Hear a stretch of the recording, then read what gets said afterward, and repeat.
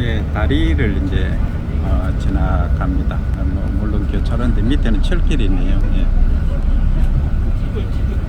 이게 이제 바닥 노면 상태를 보면은 뭐 이 정도면은 노면 상태가 괜찮다고 보여집니다. 육교도 옆에 놓여 있네요.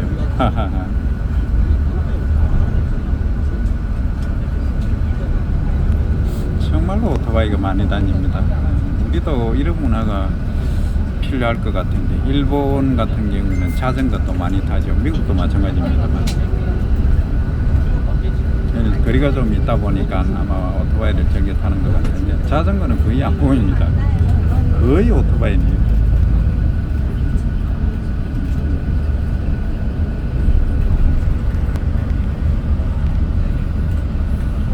예, 시가지 전경입니다. 여기는 공항에서 이제 나올 때 제가 촬영을 했습니다. 엄청나게 많은 사람들이 달리고 있습니다.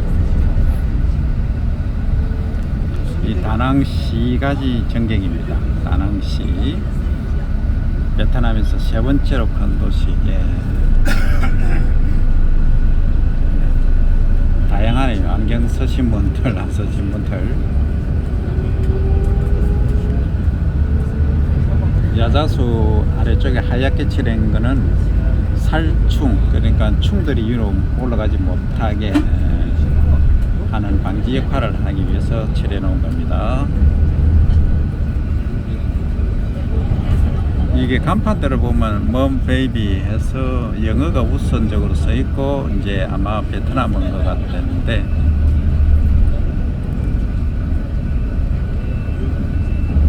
요디가 뭔지 잘 모르겠지만 Everyday Wear, 매일 입는 옷이네. 아마 옷 상표 메이커인 것 같습니다. 그래지 세이건.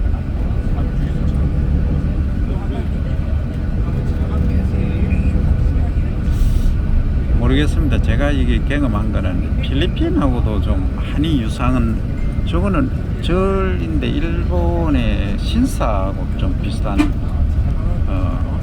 뭐 잠시 지나왔습니다만, 이런 것은 붉은색하고 황색을 많이 쓰는 것은 또 다들 아시겠지만 이 여행 일정이라든가 식당이라든가 호텔이라든가 이거 전부 다 저희 사모님 미리 미리미리 이렇게 준비를 너무 완벽하게 딱 해주시니까 저희도 이제 행사할 때 너무 편하고. 근데 아쉬운 거는 우리 베타, 그리고 우리 오토바이에 대해서도 굉장히 말씀을 많이 드렸는데, 오늘도 밖에 보시면 우리 오토바이에 따라서 이 사람들의 어떤 생활 수준도 볼 수가 있어요. 대부분 타고 다니는 오토바이 남자용이 있고 여자용이 있어요. 이게 물론 이게 남자용 여자용 정확히 딱 나눠져 있는 건 아닌데, 대부분 여자분들은 발과 발 사이에 발판이 있는 거를 좀 주로 많이 타시고, 남자분들은 발과 발 사이에 발판이 없는 걸 좀 많이 타세요. 그 이유는 대부분 장을 여자분들이 좀 많이 보기 때문에, 발과 발 사이에 발판이 없는 거는, 이게 저도 그런 걸 타고 있는데 여기 봉지 거리에다가 막 이렇게 주렁주렁 매달고 다녀야 돼요. 근데 그러다 보면 또 무릎이 막 닿고 이러는데, 발과 발 사이에 이제 공간이 있는 오토바이들은 거기다 이렇게 조금 딱 올려놓으면 되거든요. 굉장히 좀 실용적인데, 보통 남자가 그거 타고 다니면은 이제 좀 놀림 받죠. 여자 오토바이 타고 다닌다고. 그리고 이 오토바이 중에서도 뭐 혼다, 뭐 야마, 뭐 스즈키 여러 브랜드가 있지만, 여기 베트남에서 가장 선호하는 브랜드는 혼다예요. 우리나라도 그 위생 밴드 여러 가지 종류 있죠. 뭐 회사마다 여러 가지, 이게 데일 밴드라고 하죠. 여러 가지 종류 있지만 우리는 데일 밴드라고 많이 부르죠, 그렇죠? 그리고 우리 셀로판 테이프, 투명 테이프도 셀로판 테이프, 뭐 투명 테이프 많이 부를 수 있지만 대부분 스카치 테이프라고 부르죠. 그런 것처럼 어떤 브랜드 하나가 그 제품의 그 대명사가 돼버리는 경우가 있어요.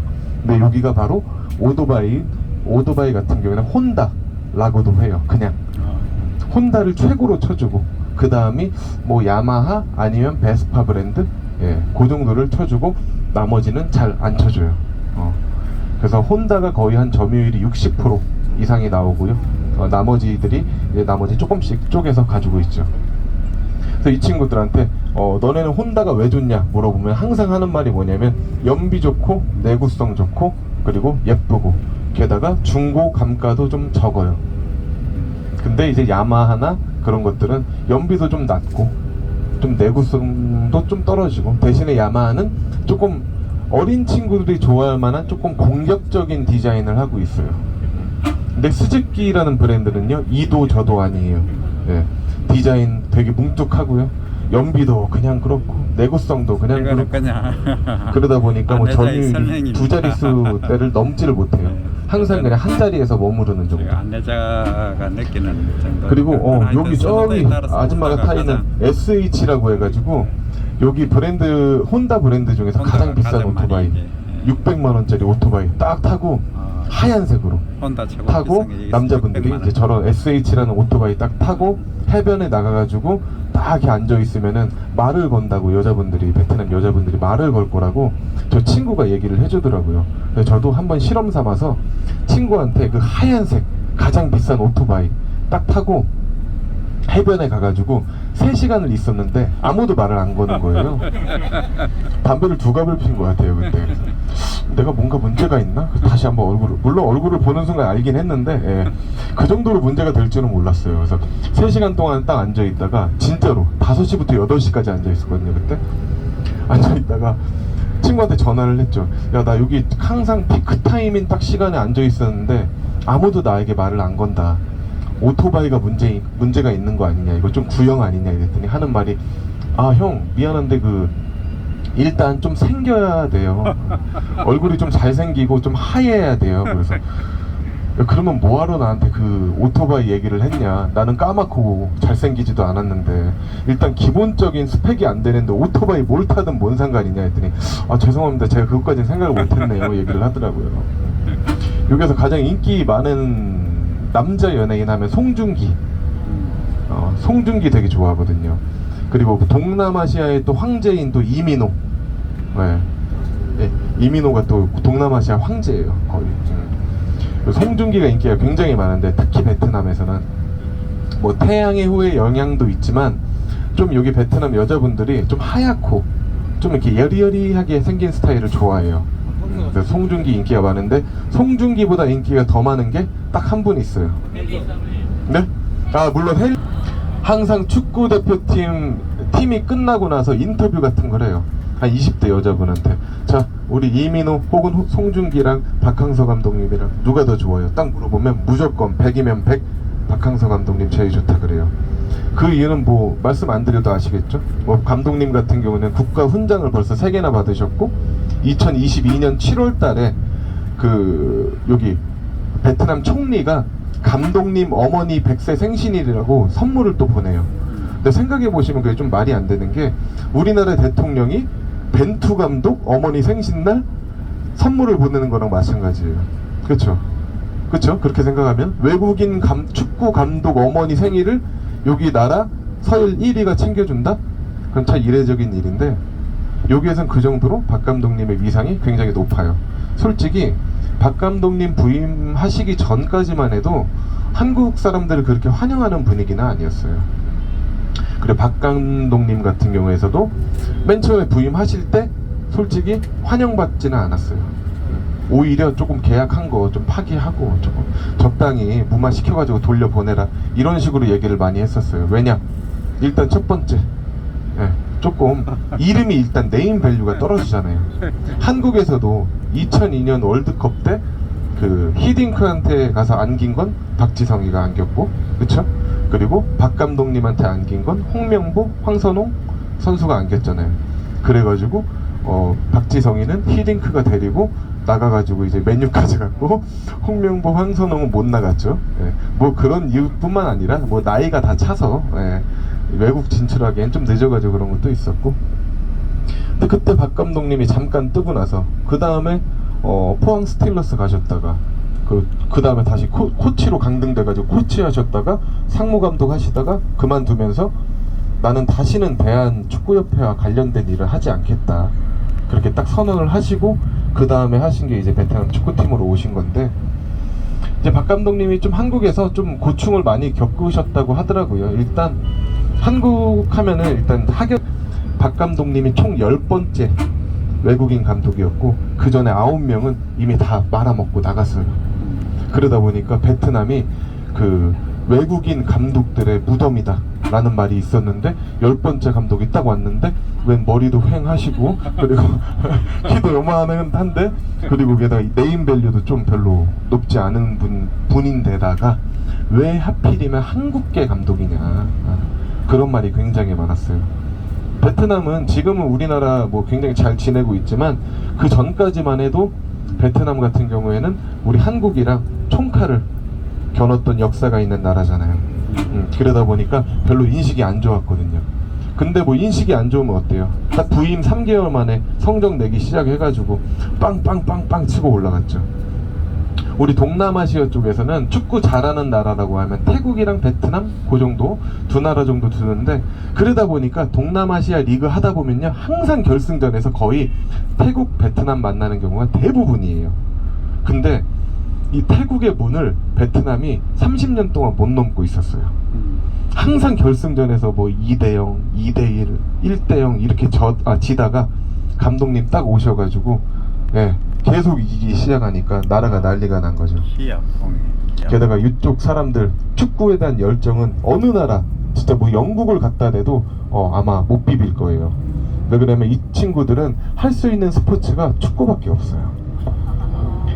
왜냐하면 뭐 우리 유명한 스포츠 3가지 되라 그러면 뭐 축구, 야구, 농구 요 정도 3가지잖아요, 그렇죠? 근데 야구는 여기서 할 수 없는 이유가 그라운드가 좀 제대로 된 그라운드가 좀 필요해요. 경기장이. 왜 야구는 만약에 뭐 땅이 좀 부족해가지고 경기장 크기를 줄인다. 그럼 쳤다 하면 다 홈런 나겠죠?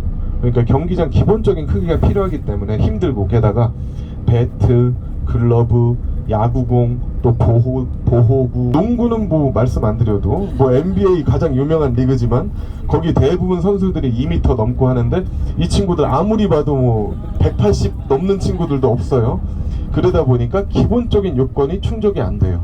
그런데 농구도 이 친구들 하는 거 좋아해요. 실제로 이제 체육관 같은 데 가보면 많이 하고. 자, 근데 축구 하면은 전 세계에서 지금 가장 유명한 선수가 누가 있죠? 메시죠. 메시가 키가 뭐 180이 넘나요? 아니죠. 키에 상관없이 자기 발재간이라든가 아니면 어떤 축구 센스가 있다 그러면 충분히 성공할 수 있는 게 축구예요. 그리고 많이 필요하지도 않아요. 딱 필요한 거 자기 몸뚱아리랑 공 하나만 필요해요. 얘네들 골대도 별로 안 만들어 놓고 하거든요. 그냥 자기 쓰레빠 2개 벗어가지고 여기 양쪽에 놓은 다음에 거기 안으로 골이 나면은 그냥 골인으로 치고, 그리고 뭐 경기장 크기도 물론 11대 11로 뛰면은 엄청나게 큰 게 필요하지만 우리 풋살이라고 또 들어보셨죠? 풋살 같은 경우는 뭐 3대 3도 하고 뭐 작은 경기장에서 하잖아요. 그러다 보니까 어떤 경기장 크기의 제약도 없고 게다가 뭐 돈이 많이 드는 것도 아니고 이 친구들 하다 보면은 그냥 맨발로 하거든요. 저도 다낭 축구 동호회 소속이어가지고 매 수요일 토요일 나가가지고 축구를 해요. 물론 이 몸 가지고 뛰진 않고요, 골키퍼를 하고 있어요. 근데 하다 보면은요 2시간을 뛰는데 한국 사람들은 한 22명 아니면 뭐 20명 이렇게 나와가지고 9명씩 저희가 뛰거든요. 그 경기장이 크지가 않기 때문에 9명씩 뛰면은 한국 사람들은 중간중간에 바꿔요.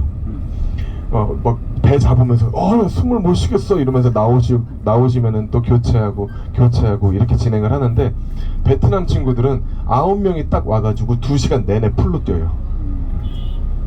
진짜 잘 뛰어요. 그리고 스태미너가 진짜 좋아가지고 걔네들 힘이 어디에서 나오는지 모르겠는데 진짜 오래 뛰고 잘 뛰어요. 근데 맨발로 인조 잔디 경기장에서 맨발로 막 뛰어다니고. 근데 문제가 그 친구들이 한 가지 안 되는 게 있어요. 몸싸움은 일단 좀 체중도 좀 붙어야 되고 근육도 좀 필요하거든요. 그러니까 몸싸움에서 밀리는데 진짜 날래고 정말 기술도 좋아요. 근데 몸싸움이 안 된다. 이거는 국제대회에 나갔을 때는 굉장히 큰 약점이거든요. 그러다 보니까 박 감독님이 맨 처음에 부임하셨을 때 처음 바꾼 게 저거예요. 식단.